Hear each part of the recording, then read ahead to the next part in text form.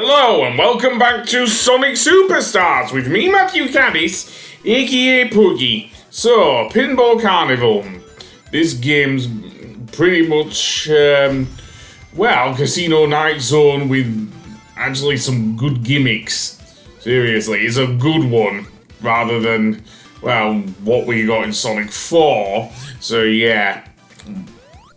And I will be playing the first act with Knuckles.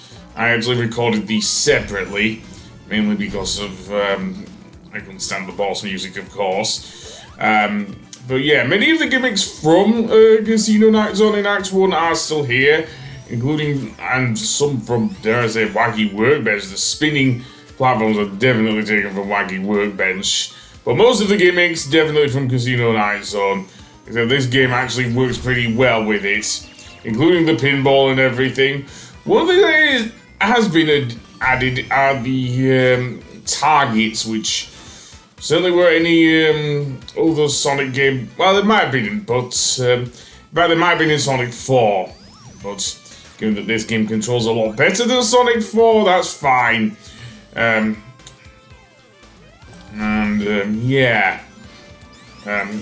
for the second act, I'm going to play it with Amy. And I'll be playing a lot more of the game with Amy because, like with Cream in Sonic Advance 2, she is overpowered as hell. Seriously, she is. Even without the power-ups, seriously. But for now, I'm going to play this with Knuckles. So, that being said, let's go around on these things. And yeah, Knuckles gliding, I overuse it here, but whatevs. Anyway, that being said, bounce around or something. And then get stuck because you can't go any further. Oh yes.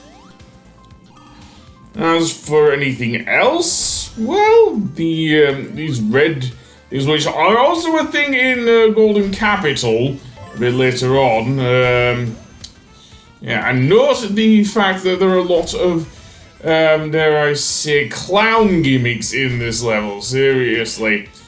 The boss of Act 1 is a clown, seriously. Are we referencing, dare I say, Sonic Advance 2? Although we kind of got that with Studiopolis, we even have, like, missiles that kind of behave like, I say bumper car or dodgems as we call them in the UK. Anyway, that being said, let's get to the boss himself, who is a giant clown robot and has a giant pinball bumper on his back. So basically what we have to do to damage him is get all of these targets while he juggles, similar to that clown boss in Ape Escape.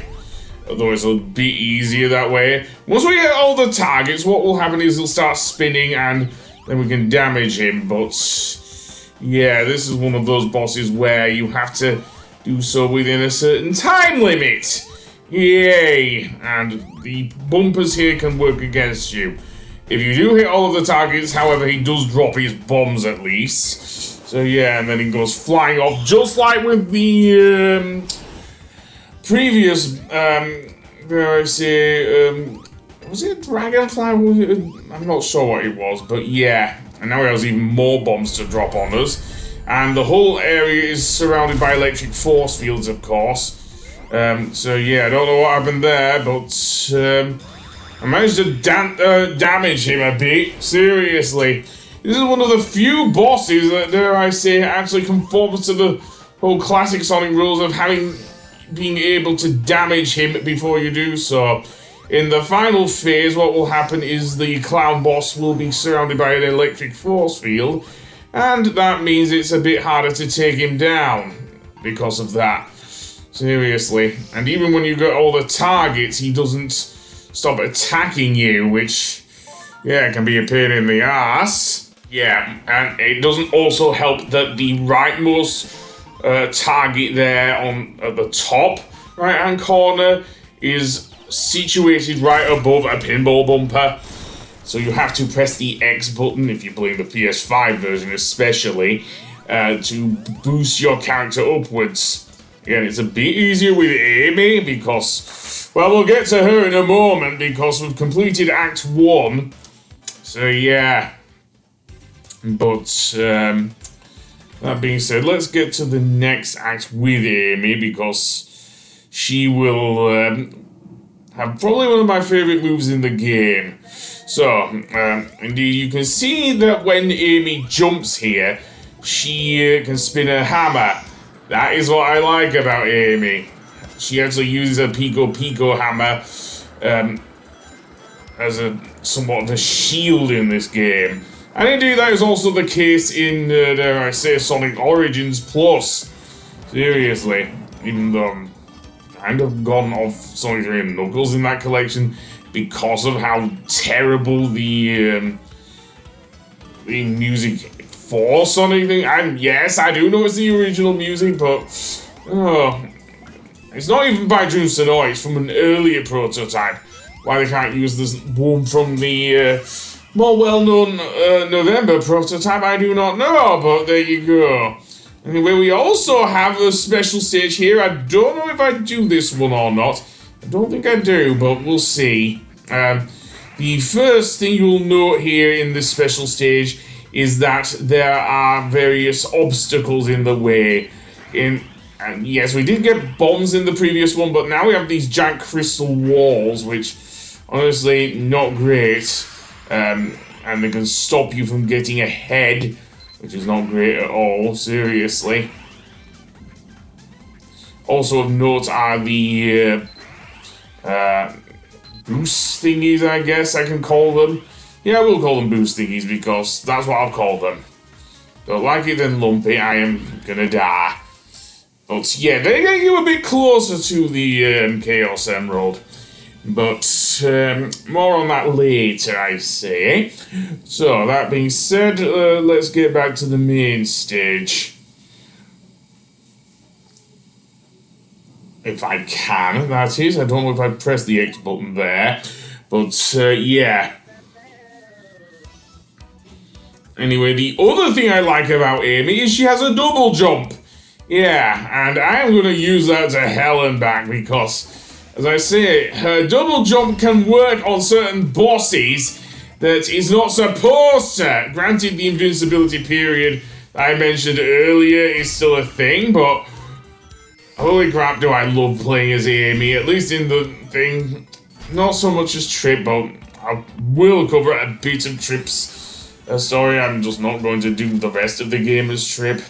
Seriously, I'm not. Love those floating around and everything, but never mind. Yeah, Amy is my favourite character here.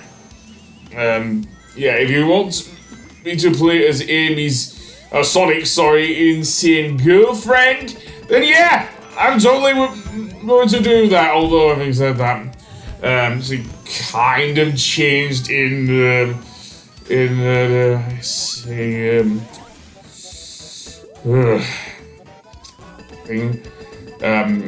Sonic Frontiers, but I'll get to that. For now, I am just going to pinball my way through here, and apparently we get Ghost Badniks. Yay.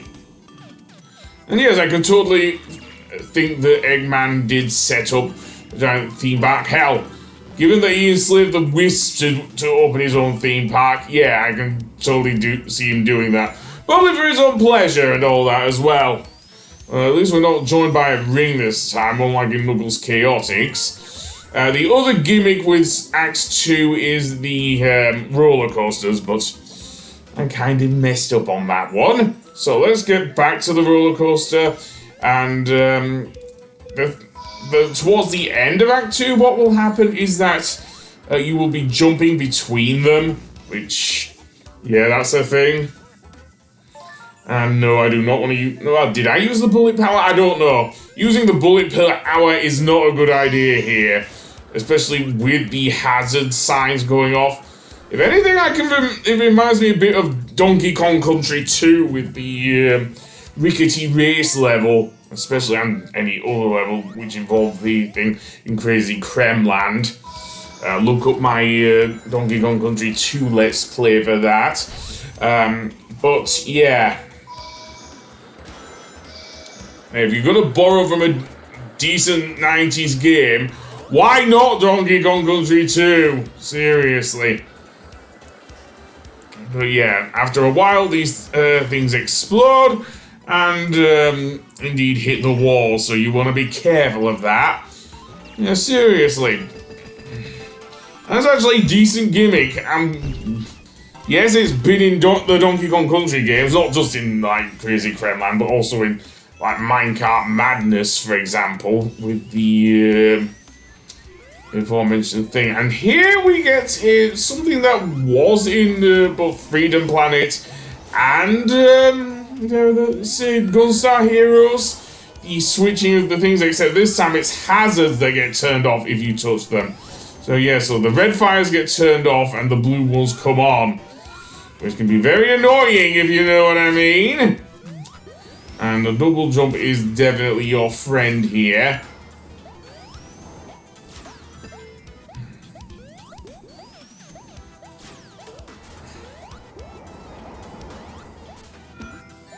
Anyway, that being said, let's go up here and bounce upwards. Anyway, let's go. Other than that, yeah, pinball gimmick can get a bit in the way, but not much really, not much. Although I do replace the boss theme again, this time not with Ruby Delusions, but with the, thankfully, I'm kind of been overusing Ruby Delusions for the last 2 episodes. I actually used the Studiopolis boss music, and I don't mean High Spec Robo Go for the, dare I say, the,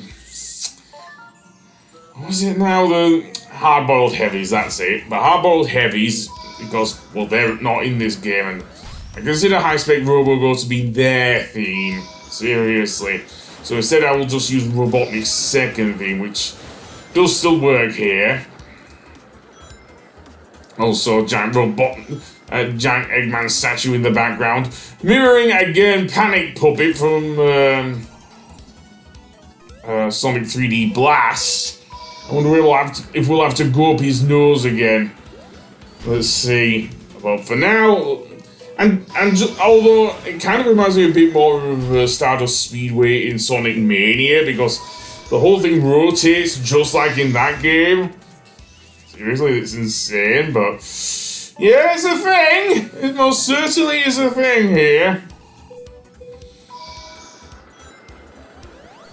Other than that, yeah. I do like this gimmick. How jumping between things, I did like that as well. Yes, you did sort of do that in Donkey Kong Country 2, but it wasn't really jumping on top of them like with Donkey Kong Country 2, so yeah. The only thing of note are the badniks, because they're the invincible variety. I like to call them Gordo badniks after the Kirby enemy, but never mind that. Let's actually get to the boss. And seemingly Eggman will rise from the ground and, dare I say it, make good use of these targets. So, in fact, he'll use them to attack you, if you know what I mean. So yeah, this would be a bit harder, but I'm playing with Amy here. Even with his flames, Eggman is a joke against Amy's double jump, seriously. And so is the next boss in this game's water level, which I do actually like. Yes, like with Hydro City, is a good one. But yeah, that's how you can abuse Amy's double jump. It's not supposed to be used like that, but holy crap, does it make this game a lot more fun. Seriously. Most of the invincibility periods, yep, nothing but a joke you are, Eggman, against Amy Rose. Anyway, that being said, I will see you on the next one when we go to the water level. Goodbye!